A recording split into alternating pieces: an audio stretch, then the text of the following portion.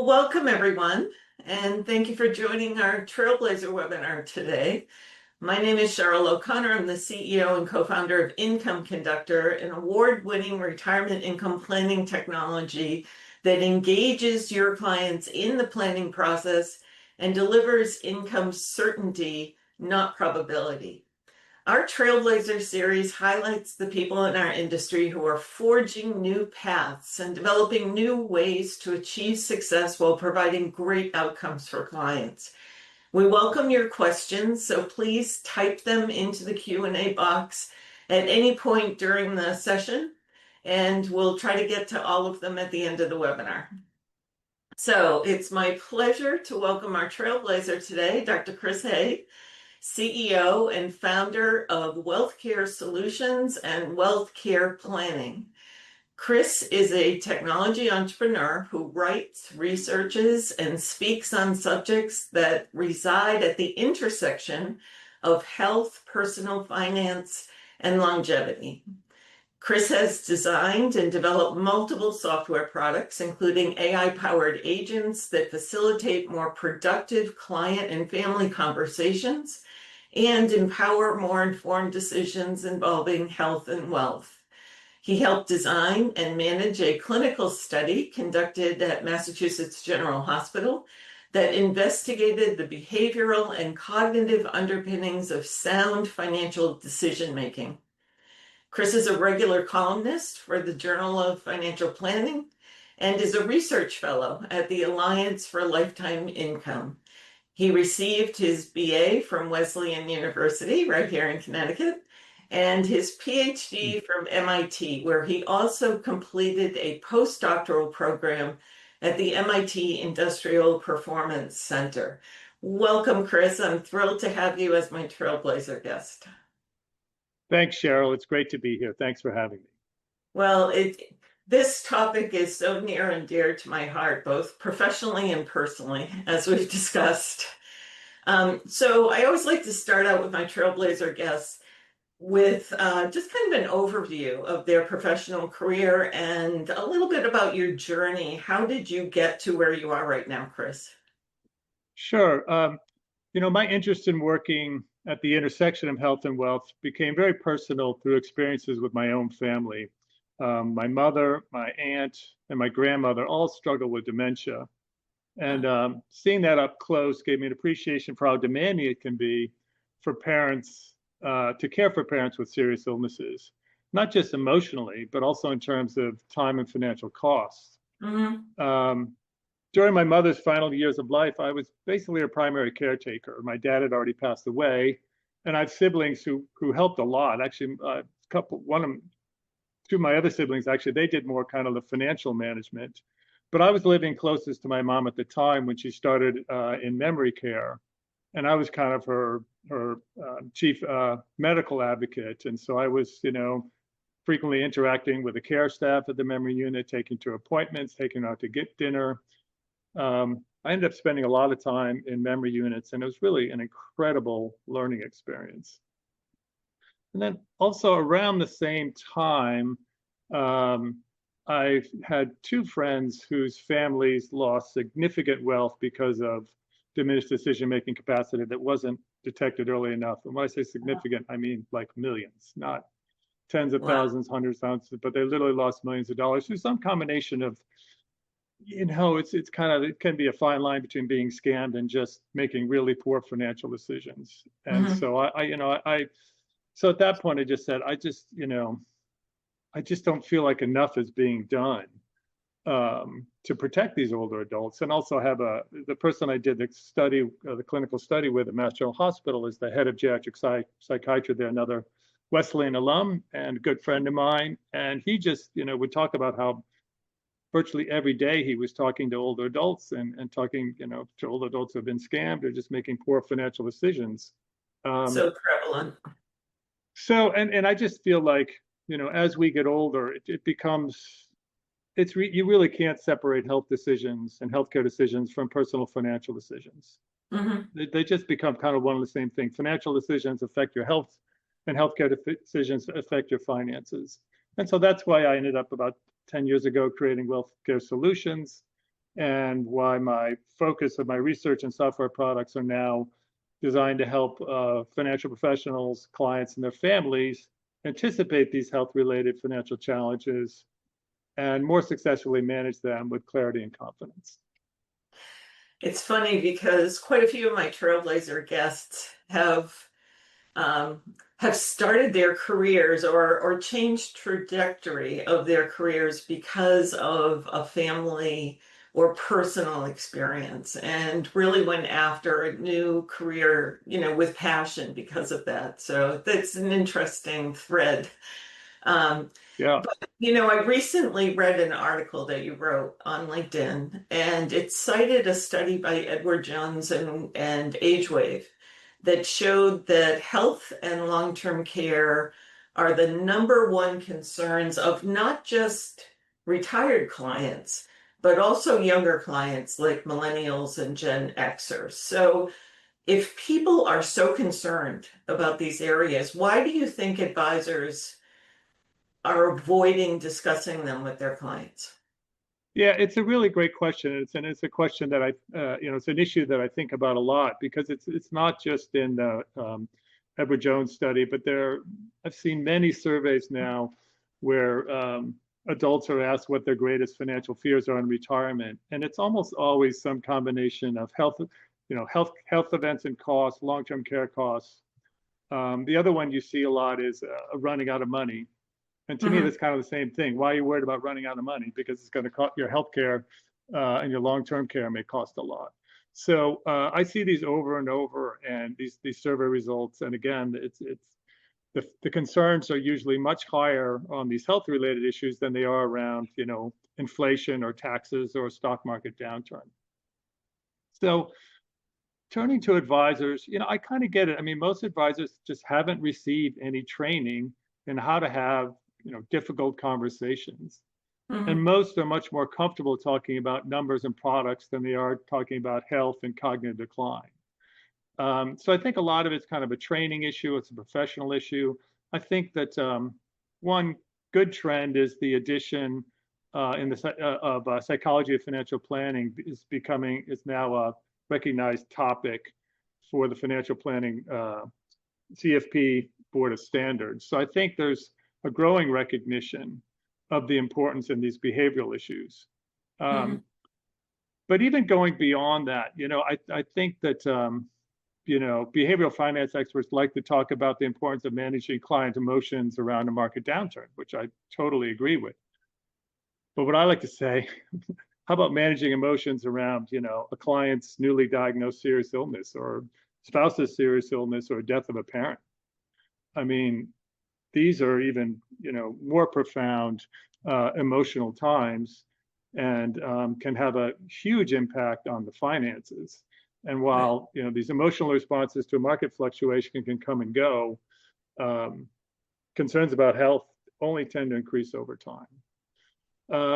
So it's understandable in some ways that advisors have this hesitancy, but I would say that the only thing worse or harder than not talking about these issues, talking about these issues is not talking about them. I think Mhm. it's a must now within the profession. And I think advisors need to understand that this is on the client's mind. This is a real big concern because I think these areas like dementia, overall health, long-term care, these are things that people feel they don't have a lot of control over. It's things that might happen to them, Yeah. not decisions they're making on a portfolio, right? So, what would you recommend? How would you recommend an advisor broach this subject? What are some techniques? Yeah, I think that, at a high level, you don't need to be a psychiatrist or a therapist to have some of these discussions. I like to say you just need to be a human being capable of showing a little bit of empathy. Um, but even on a more narrow level, I mean, a fiduciary, financial professions are fiduciary. They are they're supposed to look out for all financial risks to a client, not just portfolio risk or market risk. That's their job. Their fiduciary duty is to protect their clients from all kinds of risk. And not so we see that in the data that the clients feel is the greatest risk is related to health. So, and we know, and I've got, lots of statistics on the cost of getting older. We know that these costs can be substantial. So, so I think at one level, advisors have this fiduciary responsibility to protect their clients and have these discussions. But also, I think that, like we were alluding to before, this is what most clients really care about. I mean, if you talk to people who are caring for an aging parent or an ill spouse, I mean, they're much more concerned about what their mother with dementia might say or do than what the Fed's going to do. They're much more concerned about the cost of long-term care than the cost of ETFs. And I think that if a financial professional can help a client through some of these difficult health-related transitions, at some level, the client's not going to care about, how well your portfolio performed, but they're going to be telling their friends and the family members is, hey, Mary just, was awesome. She just helped me figure out how to, afford mom's care and, how to take care of, so-and-so. And so these are the issues that the clients care about most. So how do advisors actually pinpoint and assess the real key health related financial risks? Because some things are just, maybe minimal or in people's minds. What are those real key items that they need to identify and address? Well, I think at a high level thing to keep in mind is that everybody's health declines as they get older. Everybody. Almost any illness you can think of becomes more likely as we reach our 50s and 60s. I mean, I have some statistics that I'll just mention just briefly. About 80% of adults over the age of 55 have at least one chronic illness like diabetes or cancer or hypertension. And that number rises to 86 for adults over 65. Wow. And then 77% have two or more. And a lot of these illnesses, again, become much more prevalent as you get older. Type 2, the diagnosis tend to occur in even in the 40s and 50s. The average age of a first heart attack is 65 years old for men. The average age of a breast cancer diagnosis is 63. Median age of diagnosis of heart failure is around 59. Median age of stroke is 70. I mean, I could go on and on and on. 10% of adults over 65 have dementia, or about 13% have dementia, and another 15 or 20% have mild cognitive impairment. So people's health steadily gets worse. And if you look at, there's some really interesting data on per capita spending on healthcare in the U.S. has increased 6 times faster than the average rate of inflation since 1970. So compared to other goods, healthcare spending and healthcare costs have gone up 6 times faster. Wow. It is scary. So it's expensive. It's expensive to live through old age in the United States. Can be very expensive. I mean, I think most of people know the statistics about, my mother, we were paying $10,000 or $11,000 a month in a memory unit, and that was a few years ago. Those prices have probably gone up. But I have friends who are spending $20,000, $30,000 a month on a parent. So these costs can be prohibitive and get there very quickly. Yeah, I mean, just in my family, my mom is 96, and we've just recently, engaged full-time in-home care for her, and it's about $9,000 a month. Yeah, It's very expensive. That sounds low, actually. Yeah. Because especially older adults, someone with dementia like my mom, they need 24/7 care. Yeah. And if you're doing that at home at $30 an hour, do the math. Yeah, once you get into, the dementia and the Alzheimer's side of things, or a real chronic condition, that's real skilled nursing. She's not at that skilled nursing level. The skilled nursing is at least 50% more than that. So yeah. And as financial planners, this is important information to forecast into the plan, right? You need those projections. Absolutely. No, So I'm go ahead. just going to say one more thing. Estimates, three-quarter of us will need at least 3 years or more of long-term care. Wow.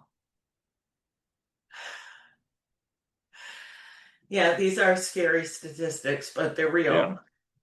they're Uh, real, and they're not. It doesn't look like they're going to get. I mean, the cost of these, if anything, you could argue that they're going to go up. I mean, there's already a shortage of senior housing and a shortage of home healthcare aides and nurses. So signs tend to point towards, costs continuing to rise at least as fast as overall inflation, and maybe not faster. And when you think about jobs that AI is going to replace, and there was actually a study by Microsoft, some of the least likely jobs to be replaced are literally, home healthcare aides and nurses. right. Because it's a It's personal it's job. high You can't do touch. that through technology. The thing that No. scares me is a good percentage of the people who work in that industry are immigrants. And they're Oh wonderful yeah. people, but there's a risk around that right Yeah. now. No, that would only make the shortage worse. Exactly. So we do have a question from Rosemary. What are the facts and where can we get them? So what studies are you citing there, Chris? Sure. What I can do is, I don't know if it's something you should do, but I have several PowerPoint presentations that present the facts and the sources. So I can pass those along if that's something you feel comfortable distributing to your listeners here. Yeah, Because absolutely. it does get a little overwhelming, but what I focus on, these are, I focus on very reliable government agencies and clinical studies. So places like the CDC and other government agencies, and then some of these are developed by major professional associations. Um, the surveys, if you just, Edward Jones has done a bunch of surveys, and then Merrill Lynch has also done several surveys that ask older adults what their biggest financial fears are. So some of that you can just Google or ask ChatGPT Right. um, to get that information. But I can certainly send out a PowerPoint that people can look at. Yeah, and we could distribute that. Somebody else asked a question, is the replay available? And we make the recording available on YouTube, and send the link out to everybody who's registered. So we could also send a link to those PowerPoint slides if you'd like. Yeah, That would be a great resource. So, for Income Conductor, we've integrated personalized longevity and healthcare expenses from a leading institutional provider healthy services for years now. And it's incorporated right into the plan as you're doing the planning. And yet we find advisors are very hesitant to use that data because they think it's too much and they're going to scare their right, clients. right. Can you speak to the impact of, Yeah, these projections and why it's important to, achieving good client goals? yeah. It's a great question. It gets back to what we were talking about a little bit earlier. Again, it's your duty, in my opinion. It's the advisor's duty to point out those costs. And again, it's not something.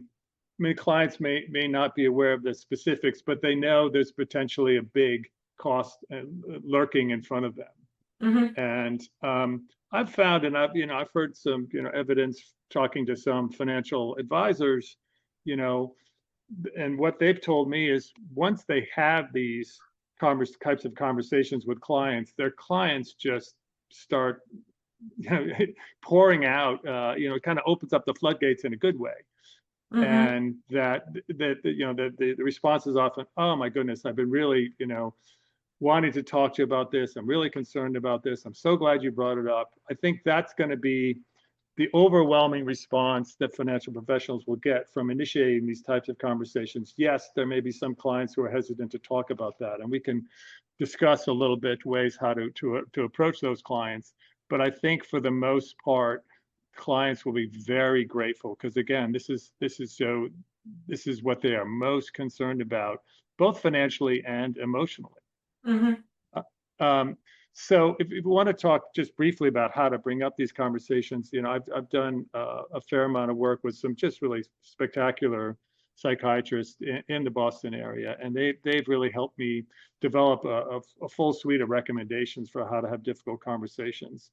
And there are a couple, simple approaches that I think can work really well. And again, you don't need to be a doctor or psychiatrist to have these conversations. Just have a little bit of empathy and understanding. And so one approach is to start the conversation by recognizing the difficulty of it. So what do I mean by that? So I would say, Cheryl, I know this might be difficult for you to talk about, but it's my duty to protect you from all financial risks. So I do want to talk a little bit about your health situation and the health situation of your parents. So you start off by saying, I know this is going to be hard. And what that usually does is, Cheryl, you'll just go, oh, okay. It just helps relax you. It helps you say, okay, this person kind of gets it. And the defenses naturally, tend to go away. So I think that's a really great way to just say, look, I know this is hard to talk about, but we need to talk about it because it's my professional duty to talk about it. And there's also other techniques. I mean, we hear a lot more about storytelling these days, and storytelling really can be a great way, especially if you have older clients. Try to get them to tell their stories, what it was like growing up, and what it was like raising kids, and what was it like, having parents who lived through the Depression. And usually, once clients get going, it's interesting because if I tell you my story, I tend to trust you more. Hmm. Just because you sat there and listened to me. And listening is really, really, really important. It's okay for a financial professional just to kind of sit back and let the client talk. I mean, I think a lot of professionals are naturally inclined to, make recommendations and, fill the airtime. And this is one case where you really don't need to do that. Actually, it could be harmful to do that. So just let the client speak. So I've got, if you're interested, I've got other, materials about how to initiate these conversations, but I just pretend, how would you want, your mother to be treated? How would you want your spouse to be treated? Just kind of think about the way, try to put yourself in the client's shoes, try to, have that empathy and build that alliance. And again, I think that, that'll go a really long way towards developing these strong relationships. And again, this is what most clients care about the most. Right. We have a couple of other questions. So Francis said, what would you say? Oh, this is Frank. What would you say to a financial advisor who states, my clients are not asking me about these topics, and or how do I get paid for offering longevity planning and related resources like, caregiving resources? Again, some clients may be hesitant to bring up these subjects, but it doesn't mean they don't want to talk about it. Mm-hmm. So I think most clients, by the time you get to the 50s and 60s, most clients do want to talk about it. And again, it's your fiduciary duty to talk about it because you don't want to wake up, and this happened to friends of mine, father had over, I think something like $2 million, and 6 months later was gone. And so the advisor was not managing $2 million anymore. Yeah. So it can have a direct impact on the bottom line. How you charge for it, that's up to you. But I think, again, because there's such high demand among clients for these types of services, it's not, it shouldn't be that hard to figure out a pricing model, whether it's an hourly rate or maybe you do a financial plan.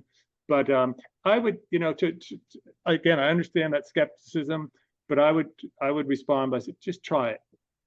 See what happens. And I'm Yeah, and guessing that, a lot of 4 out our of 5 advisors times actually it's going to work out charge. great. I'm sorry, a lot of our advisors actually charge a financial planning fee, and that kind of encompasses, it's separate from the portfolio management, the asset management that they do. So, Right. And I think a lot of clients would be very willing to pay for that. So I have an interesting question here from John. Have you seen any regulatory or liability issues arise for advisors who make non-financial recommendations regarding health issues like, caregiving or um, doctor referrals or things like that? I mean, you can't dispense medical advice, and I don't think Yeah. any of these professionals would. I had an interesting conversation with someone at the SEC a few years ago, who was head of their sort of very high up in the regulatory body. I think mostly focused on seniors. And one thing he said, ignoring dementia and other healthcare issues doesn't make you less liable. Right. So ignoring does not make you less liable. You can't say, well, I just didn't talk about it. Well, that's not a good answer, from a regulatory perspective. So if anything, you're going to be more liable if you don't talk about these issues. Now, again, I wouldn't, you're not dispensing financial advice, but I think it's well within your duty to say, hey, you might want to get, tested. Your husband seems a little off. I suggest Mhm. getting professionally tested. So or caregiving, you can certainly recommend that you get help. I mean, sometimes, and I'm sure advisors see this in their clients, they're overwhelmed, and in many cases, people do need more help. And I Mhm. think it's okay to recommend to get help. And if you're working with if you're a caregiver yourself, it's fine to say, look, this is too much for me. I need to find a geriatric psychiatrist, or I need to find a geriatric care manager, or I need to get home health aide in here. That's more than okay. Yeah, absolutely. And, one of the things that your tools help advisors do is facilitate this process, right? So can you speak a little bit about your companies and your technology, Chris? Sure. My most recent suite of products that I'm just introducing now are AI-powered chatbots, and they are infused with the research that I've been doing on my own and with these other financial and healthcare and psychiatric professionals. So including help with having conversations. So it's different than going on the internet and just searching for answers. I mean, you can get some good answers occasionally, but I have a very curated knowledge base that my chatbots access, and the answers can only come from that curated knowledge base. But there are lots of and there are additional tools, but there are lots of ways that these chatbots were designed to help financial professionals and also clients and families have these more difficult conversations. So they include all kinds of recommendations, and you can ask the chatbot, my mother was just diagnosed with dementia. What should I do? Or how should I talk? My dad keeps making bad financial decisions. What can I do to reach out to him and communicate that he really needs to be delegating more financial decision-making authority. So these are So client facing. These are client there are facing. great question. I have two variants. One is advisor facing, and the other is Okay. client facing. The advisor facing one is a little more geared towards helping them have better conversations. The client versions are more geared to also have better family conversations, but also make better financial and more informed decisions about your finances and your health. And then even the client facing ones are designed to improve communications between the client and the advisor, because Mhm. while my chatbots can help answer a lot of questions, they also raise a lot of questions, I think, and actually point the clients and the families back to financial professionals to get more help with their specific Ah, situation. wonderful. Lauren has a question, and this goes to a conundrum, I think, beyond her specific question, but it's what's the best way to get clients to show me their long-term care insurance policy? Sometimes difficult. So there's that hesitancy to share a lot of that information with advisors. Even when you're talking about it, you get to the next step and you want to see the documents. They might not be Yeah, forthcoming.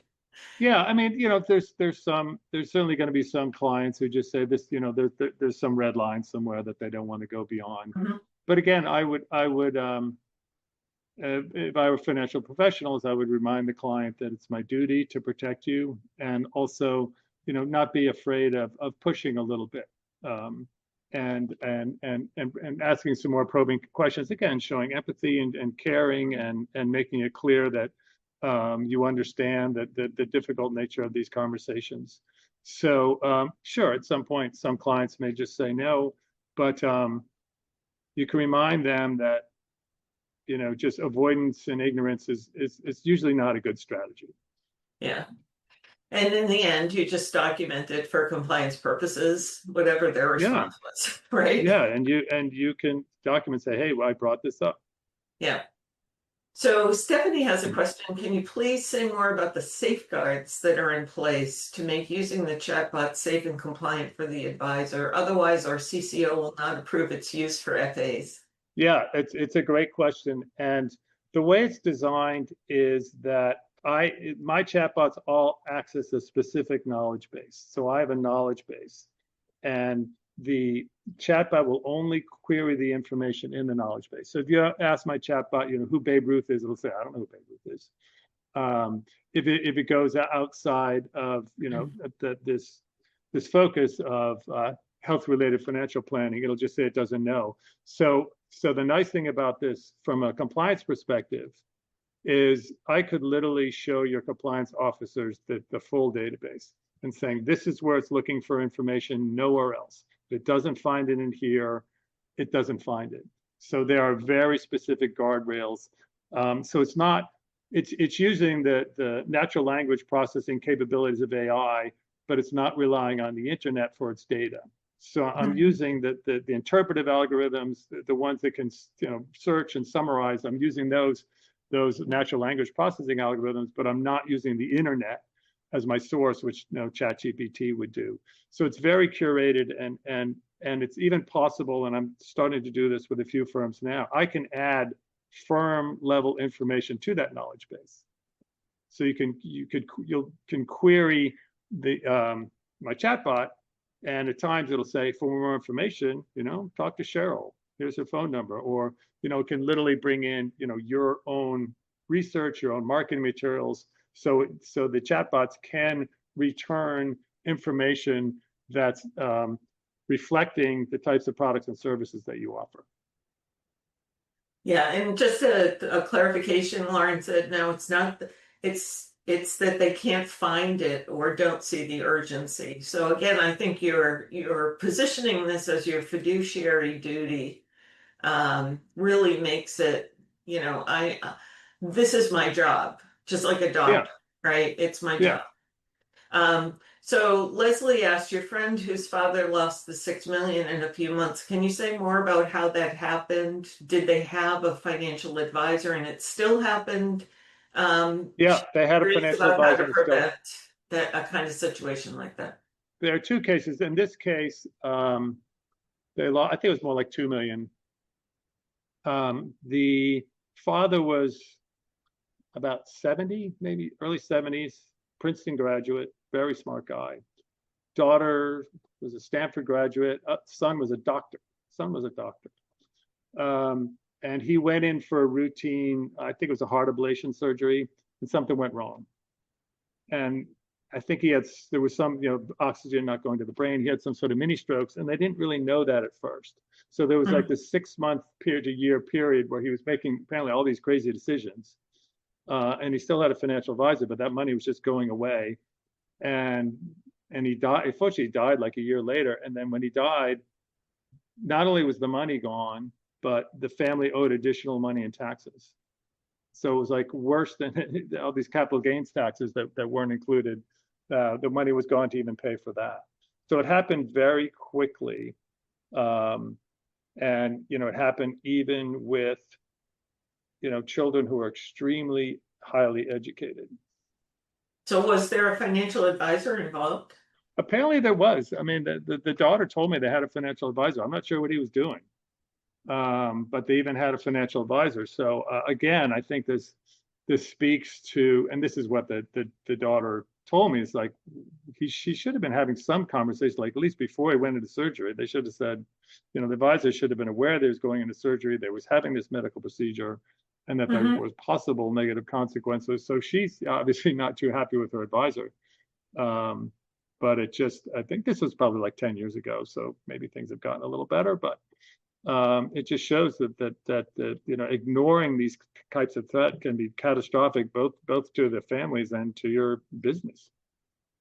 Exactly. Exactly. And it's scary, as an advisor, because some of this stuff, like you say, you might not be aware of, but staying on top of it and having these conversations every time you meet with a client, maybe you meet on a quarterly Yeah, basis, just, how you doing? How's your health? Any issues, yeah.